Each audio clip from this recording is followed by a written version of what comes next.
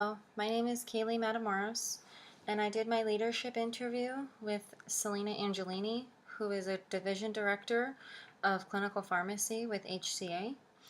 And HCA is a nationwide corporation of different hospitals and other medical facilities.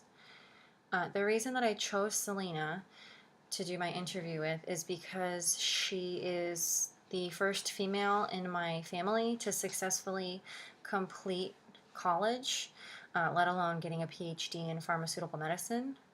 She went above and beyond the required schooling, and she persevered despite any economic or other challenging factors. My initial perception of Selena during the interview was that she was extremely humble to be in the current position she is. At one point in the interview, she mentioned that this was not necessarily the path that she had chosen or thought of to be chosen when she went into this career. Yet she was very satisfied with how far she has come and how well she has been able to be a leader in this field. While I was interviewing her, I specifically asked the chain of command within her organization, and it turns out that she is number 3 on the chain of command from the top level. She says there's a VP and then an assistant vice president and then her position. So she doesn't necessarily have employees that she manages, but she manages multiple facilities throughout the nation. Specifically in Florida, but she has also attended different facilities in like Tennessee, Texas, and so forth. So, a couple of the leadership characteristics that she mentioned when I questioned her was that all leaders should have patience with everyone, not only themselves, but also with the people that you can come in contact with. She also says that you have to be able to provide guidance to everyone that you encounter, and that you should be able to delegate well with others.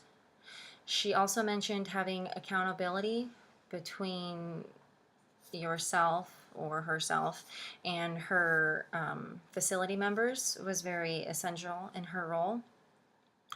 And she also mentioned that one of the biggest characteristics that she has had to fully encompass was communication. She says not only do you need communication verbally, but also written communication, and you have to have the ability to have functional feedback and follow up with all of the different tasks that you come into contact with.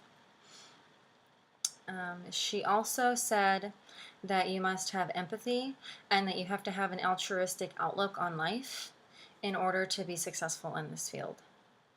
I specifically asked her what was the hardest part of being a female in the field of pharmacology, and she had said that the most difficult part was how to balance family and work as a woman, because as a woman you typically have your feminine duties at home, taking care of the children and whatnot. And she says it's very difficult to be able to turn off that work and at home and dedicate time to family. However, she has been able to adapt to that change as it has come.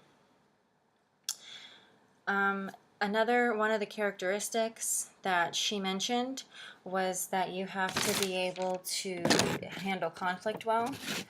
She says that in order to handle the conflict well, you have to be flexible and you have to have a positive outlook on whatever the conflict may be. And you must go into a conflict completely knowledgeable, be able to go to the source and why the conflict is there, and being factually prepared so as to maintain a sense of authority yet like understanding in any situation. Another characteristic that she mentioned was actually prompted by my question: what innate characteristics versus what learned characteristics a leader should have. And innate characteristics she mentioned were respect, effective communication abilities, And also, you have to be extroverted to a specific level. You can learn how to grow from being extroverted, but if you have an introverted personality, it would be a lot harder to be in a leadership role. She also said that learned characteristics are patience, responsibility, dependability, and also having humble as like an instilled trait. She also mentioned that the personality determines leadership ability, which I believe is extremely factual based off of the perspectives and theories that we have learned in class.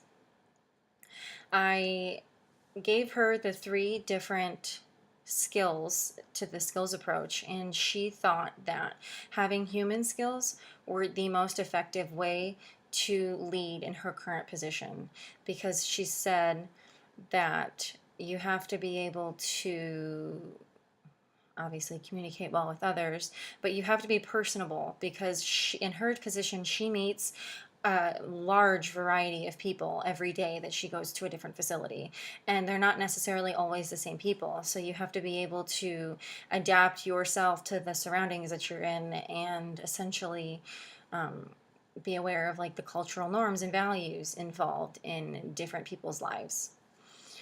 I asked her what would a good way to be task oriented, and she says that in order to successfully complete tasks, you have to set goals, and you have to have an agenda on how those goals will be accomplished, and then you have to stick with it and follow through with whatever needed every step of the way. So overall, my perception after the interview was that she was a strong individual to get to where she is today, and that she does possess a variety of leadership abilities and skills that we have mentioned in class. And also just that she was very open and honest with her responses, and she had provided a few examples based off of her current position, and I can share one of them with you. Just as a general conflict that she says that she has had to deal with in the past is when like a physician's assistant gets upset about maybe like one of the medicines that she is or that they're using, and she may or may not be able to dispense those specific medicines, and that essentially would upset the physician's assistant. So she would have to come up with alternative options to give to this physician's assistant to be able to satisfy them and satisfy her two managerial individuals, her influences. So that was just one of the specific ways that she was able to explain how she deals with conflict, which I believe is a great opening, because you're not just dealing with the conflict and letting it go. You're dealing with the conflict and providing other opportunities for that conflict to be resolved. So yeah.